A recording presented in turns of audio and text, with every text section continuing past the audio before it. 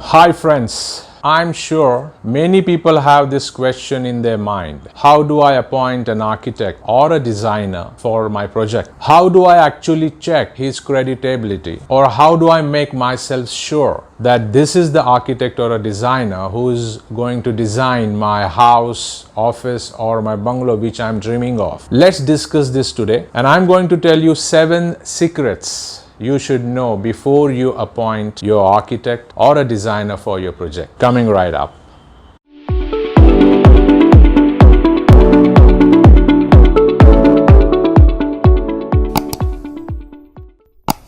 Hey, I am Architect-Nilesh Sawant, having an experience in architecture and interior designing for last 25 years. If you truly want to understand architecture and interior designing and how it works on site, then subscribe and hit the bell icon so that you don't miss anything. When we talk about appointing an architect or a designer for the project, what are the basic prerequisites you should check?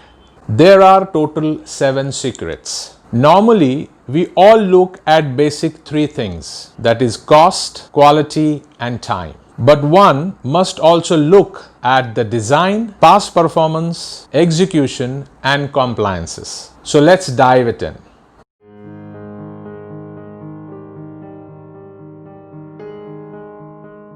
Secret number 1, designer's personality and his own taste for design. Before you shortlist designers for your project, you must ask few questions to yourself. Does the personality of your designer appeals to you? To ensure this, you may visit his office, maybe his house, to ensure his taste of design. If the designer is not implementing his own design to his house or to his office, then his design sense has no value. Now just imagine your gym trainer, instead of having a fit body, he has a big tummy. Would you like to hire him? Same way, your designer's personality should have that kind of confidence which will build in you to have him as your designer. Also, few designers may have an inclination towards a particular design style which comes from successful design experiences, and those designers may not be ready to change their designing style. So it is very important that you must find your designer's design taste appealing. You must have some correlation to work together, otherwise it will create discomfort for both of you during execution of the project. Secret number 2, his past performance and his client's testimony. Now here I don't want to degrade newcomers and new designers, but in design, experience does matter. You can ask few questions to yourself. How many years of experience your designer has, and how many similar types of project designer has handled in the past? What is his clientele look like? What does his client say about his work, their experience working with the designer? For this, you may ask contacts of his few past clients, physically talk to them and ask them about their experiences about the designer.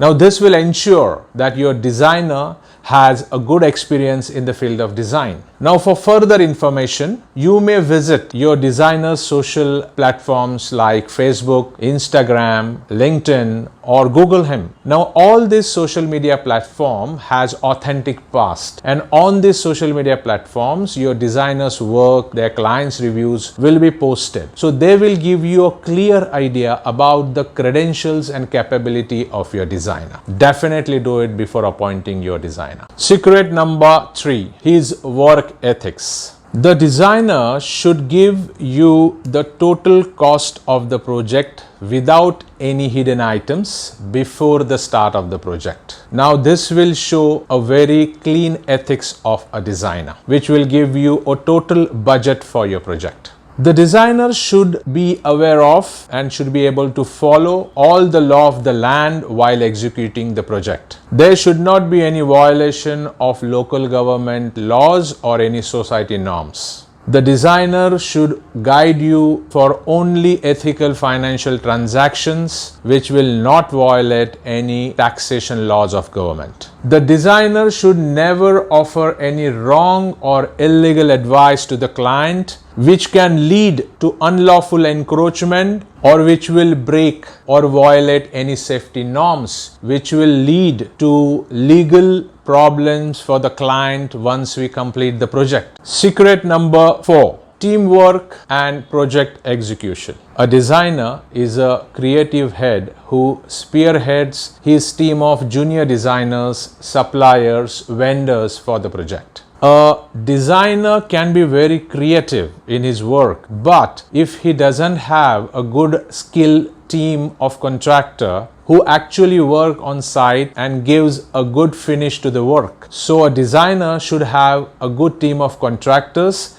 and good team of junior designers. A designer must have a good team of suppliers and vendors who can supply good quality material at a moderate cost based on the budget. This shows the designer's network of the market. You must ask questions and understand that how many site meetings, how many office meetings designer is going to conduct so that the entire design is going to get implemented in right manner on the site. What type of coordination team from his office he is going to appoint, how many drawings, what type of visuals, what type of color palette boards he is going to prepare for the right execution of the work. You must ask all these things to your designer before appointing him. This will ensure that your designer has a good team and he has a good process of implementation of design on site. Secret number 5. Timely completion. Time is money, isn't it? Design and build projects are long drawn projects and its timely completion is a very important aspect, as lots being planned after the date of completion is given by the designer. Lot of things needs to be done after the completion of the project and the project is handed over to the client. So timely completion is very important aspect of any project. A good designer always prepares a timeline chart stating so many small milestones which may allow a client to keep a check on the progress of the project so that project gets completed on its due date. This timely chart should be shared by the designer with the client before the project takes off. The time chart of the project should clearly state the selection date, the ordering date, the delivery date, and the installation date of various materials so that every agency of the project knows its role and its scheduled time. A proper check and balance system for the timeline chart should be provided by the designer so that anybody can monitor the completion of milestones and the project delay can be immediately spotted before any further delay. This is very important to complete any project on time. So check on a designer. How does he work on his timeline chart for any project? Secret number 6. The quality of deliverables. The quality of output is utmost important in any project. So a good designer always suggests quality material of good brands for the project. Now this eliminates repairs, servicing and rework of items after the project is completed. Ask the designer about his associations with reputed brands and good suppliers and vendors in the market. A good designer will always insist on quality material, good suppliers and vendors based on the available budget. And he will make sure that all these materials and vendors supply the material on site on time as per the site requirement. That's his networking in the market. For a good designer, the budget of the project is the Bible, and he will maintain the sanctity of the budget till the end of the project. Completing any project within the stipulated budget is an art, and good designer must have this art. Secret number 7, the last secret, the project cost and the consultancy charges of the designer.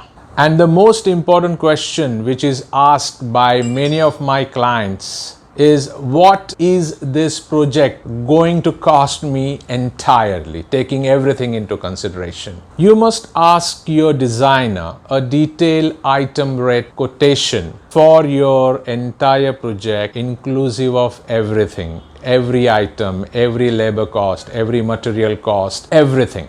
Also check and agree to the designer's consultancy fees before you start the project. For both the cost, that is the project cost and his consultancy charges, ask him question and ensure there is no item left out. There are no hidden charges in this cost. Now, cost of the project is a very important aspect, because if the cost goes up, the project may stop. So make sure that both these costs, that the project cost and the consultancy charges, you know before you start the project. Also, please, all the clients, keep this in your mind that any change in the scope which is done by you have the extra cost. Nothing will be free. A scope change will lead to a cost change of the project. How did you like these 7 secrets? Now, once you confirm all the 7 secrets and finalize your architect or a designer, what's next steps you should do? Put everything on paper, prepare a formal contract, show it to your designer,